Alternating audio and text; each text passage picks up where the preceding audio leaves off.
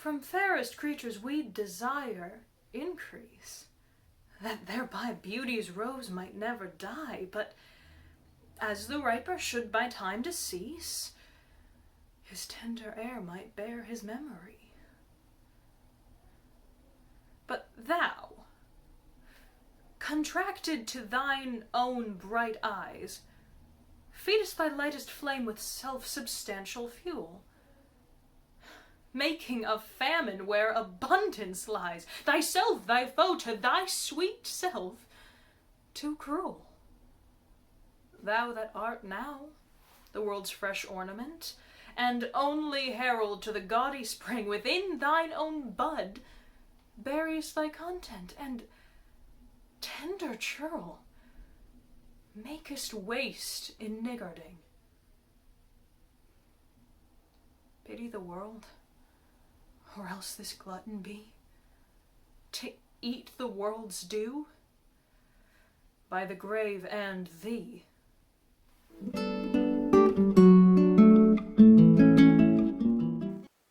When 40 winters shall besiege thy brow, and dig deep trenches in thy beauty's field, thy youth's proud livery, so gazed on now, will be a tattered weed, of small worth held. Then, being asked where all thy beauty lies, where all the treasure of thy lusty days, to say within thine own deep-sunken eyes, or in all-eating shame and thriftless praise. How much more praise deserves thy beauty's use, if thou couldst answer, this fair child of mine shall sum my count and make my old excuse, proving his beauty by succession thine. This were to be new made when thou art old, and see thy blood warm when thou feel'st it cold.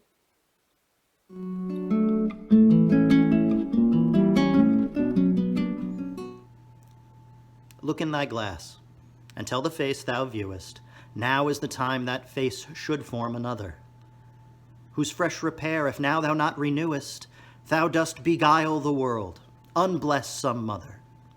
For where is she so fair, her uneared womb disdains the tillage of thy husbandry?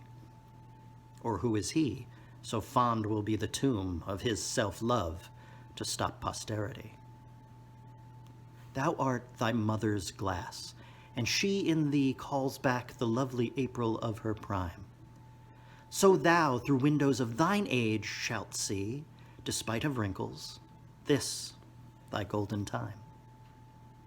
But if thou live, remembered not to be, die single, and thine image dies with thee.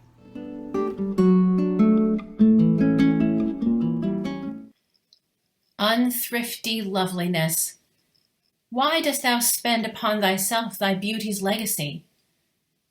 Nature's bequest gives nothing, but doth lend, and being frank, she lends to those are free. Then, beauteous niggard, why dost thou abuse the bounteous largest given thee to give?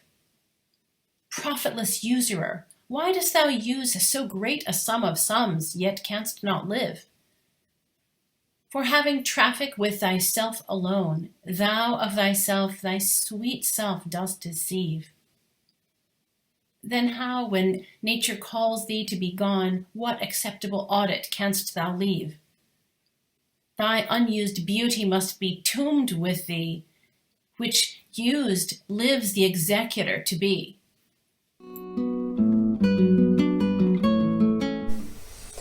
Those hours that with gentle work did frame the lovely gaze where every eye doth dwell, will play the tyrants to the very same, and that unfair which fairly doth excel.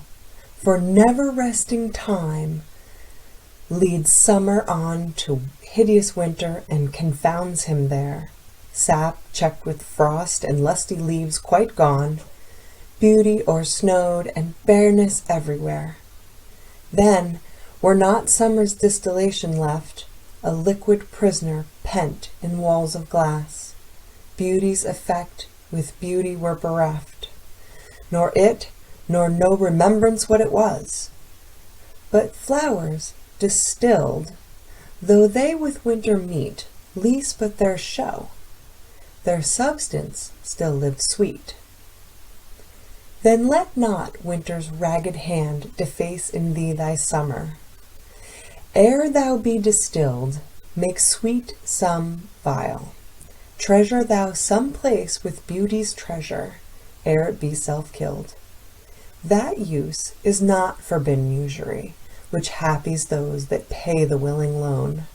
That's for thyself to breed another thee, or 10 times happier, be it 10 for 1. 10 times thyself were happier than thou art, if 10 of thine 10 times refigured thee. Then what could death do, if thou shouldst depart, leaving thee living in posterity? Be not self-willed, for thou art much too fair to be death's conquest and make worms thine heir.